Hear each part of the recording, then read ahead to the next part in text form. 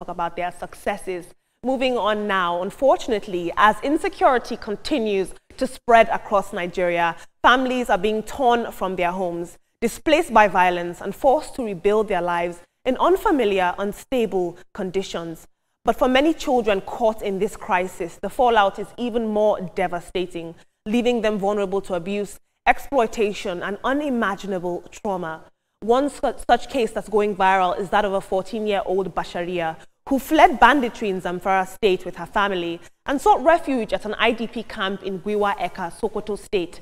But instead of finding safety, she became the victim of horrific abuse.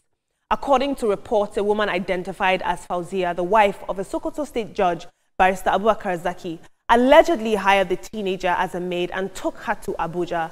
There, this young lady was reportedly subjected to extreme violence. She was starved, beaten, and even burned with fire. Now, this disturbing abuse has come to light after neighbors stepped in to get her emergency medical care, and shocking videos of her injuries began circulating online.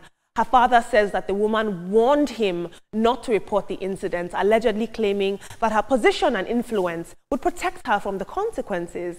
The young girl is now luckily receiving treatment, but is deeply traumatized, and her videos are going viral. This case is not just an indictment of one alleged abuser. It is a painful reminder of what happens when vulnerable children fall through the cracks of a failing system. In the video that you're watching right now, this girl's whole body is scarred for life. It is very sad to see that this is happening, that these children who are already facing the effects of being displaced persons, at every turn that they take, they are met with hostility and abuse. It's a shame. Let's take a look at social media. At Zion Babe says, if a judge's wife can do this, it seriously means that she's aware that justice will be perverted and nothing will be done to her. This is so sad. We'll take another submission. At Lambert says, good Lord, an adult did this to a child. Look at her bodily wounds, her fingers, not to talk of the emotional and psychological damages. This is heartbreaking, and the husband can't possibly be oblivious to this. My God, where is the humanity?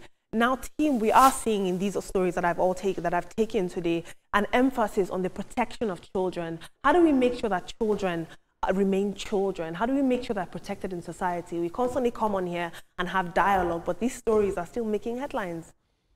The story is quite sad. It is really, really sad. And you know what's most painful about it is that the perpetrator, what's her name again, Fauzia, is married to a chief judge, obviously educated people, you know. But going to school doesn't remove that core that you have as a human being. If you are wicked, you are wicked, no matter how much education you have.